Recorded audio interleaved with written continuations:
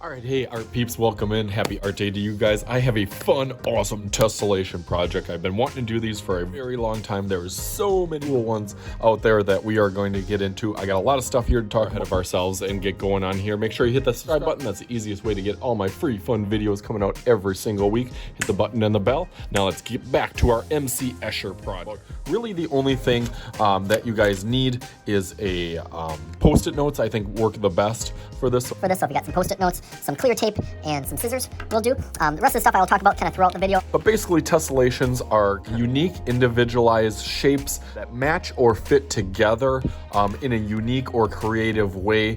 These pre-made ones are really, really cool. My kids like doing these, and tracers, where you just basically trace one and then you fit it into another one. You can do all sorts of projects and ideas with that. I got a dog one, and there's a whole packs and sets and different ones of this.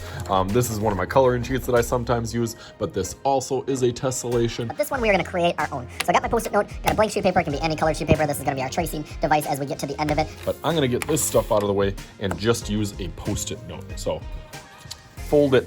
I like to put the sticky side on this side and then fold it all the way in half, right down the middle. We'll talk about why that middle line is important in just a minute. Your design on these can be anything, but I'm going to start with a couple simple ones and show you some different varieties of line, different kind of shapes and patterns. So I'm just going to do a line that goes over, down, and then maybe make a little wiggle out of it. Kind of like a mountain. It kind of looks like, I guess, an upside down mountain. After you do that random shape, you can take that off and then you can cut that out. So let's go through that real quick.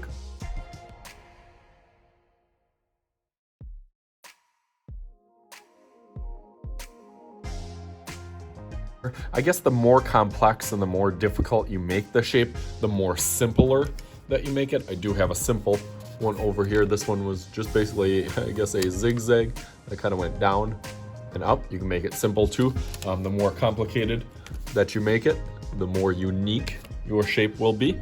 So I thought I made kind of maybe in between. I started out simple and then added a funny little end on it. Okay, so then what you want to do is you want to take this and pull it over to the other side or the opposite side. You want to keep it, so when it comes out, you want to keep it that same direction. You don't want to flip it the opposite, that wouldn't look good, and you don't want to rotate it. You want to keep it going that same direction as if it's like a puzzle piece that fits on this side. Once you get that matched up pretty good, nice that it's a post-it, so it automatically sticks on there without getting lost. And that's where you get your tape. Take a little piece of tape, put your tape on here. You don't have to, but if you want, you can put another little piece. Good practice for kids to get little pieces of tape out of here. I'm gonna put another one on there, and then you are done if you want. So this is one way that you can do it. You can also do another fold and then cut something out on this side and put it up here. Or you could just leave it like this. That is totally up to you. Sometimes I might switch it up for different grades or different levels. So this one, I'm gonna add kind of like a half circle on here. Again, I'm gonna fold it. The reason that I'm doing that fold is because I don't wanna go into the other space. Make sure my fold's nice on here. I don't wanna go into this other space, so I wanna keep my design, whatever design I'm doing on this one.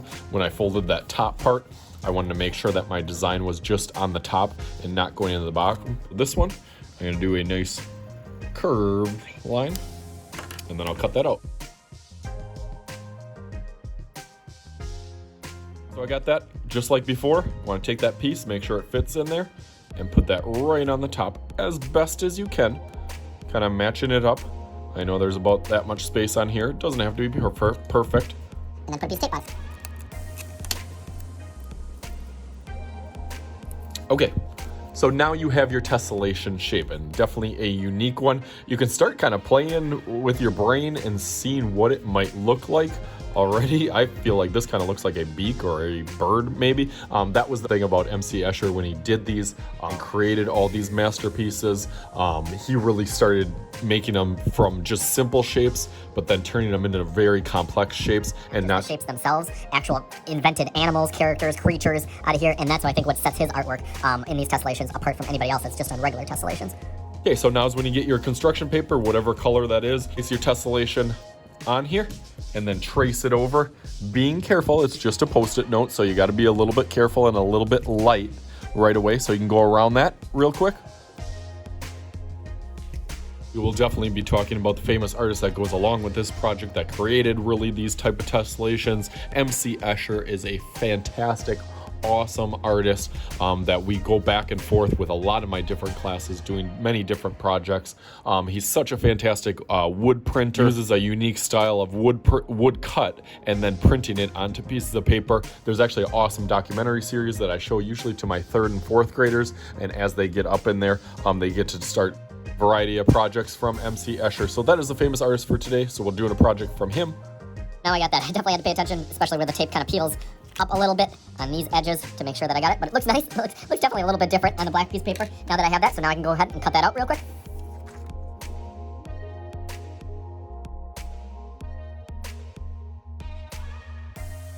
Okay, so I got my tessellation out here. It looked kind of cool just on a white sheet of paper. I cut it out on here. I cut out a couple different ones on this side. So I did a whole bunch of different random ones. Some a little bit more simpler, some a little bit more complex. Now the fun part, and I guess where Bob Ross would say, now you got to start making some big decisions. Where is your tessellation going to go, and how is it going to go? Is it going to go sideways? Is it going to go up in the corner? Is it going to go over here, diagonal? You choose whatever way that you want, and then basically you start just filling it in over and over, repeating that pattern. I started this one already, where I did this shape, so I set this one, like that. So I set this one here, and then I traced it again, and again, and again, and again, and again, and that one, they all fit together, kind of going in a pattern or a pair. So these will all kind of go in a row, whichever way you do. If you do it diagonally, they're going to go diagonal. If you do it straight, they're going to go straight on there.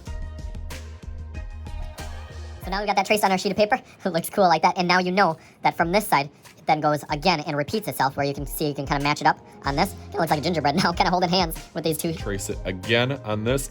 As you could see that I was tracing, I kind of started off lightly, kind of still holding my pencil up a little bit as I go around each one. So I'm going to go through it and do this whole paper real quick.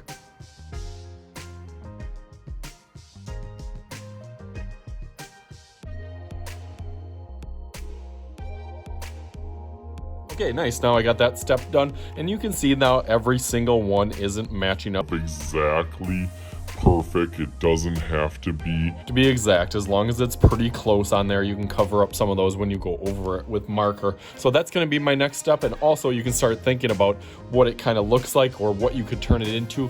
If that's the route, some people like just coloring it and outlining it with marker. Some people like turning it into different objects, and I'll show you both. But let's go through that. I think I'm going to use a little bit of my magical powers on this to get this done just like that. There it is. Fantastic. Awesome. Now is when your creativity can really come out. A whole bunch of them that I did. This one I did over here. I kind of was turning into a face. That would be kind of turned that into a girl with earrings on here. Maybe this would be her wavy hair in the background. So these can go so many different ways. But I also have one that is all done. Bam! There it is. This one was definitely a little bit more simple of a shape that I kind of fit in there, but then I tried to make it a little bit more complex with kind of adding a road and some mountains in there. And I'm excited to see all those different ones. So as always, I am Mr. Shooty. This is Mr. Shooty's art class. We'll talk to you guys later.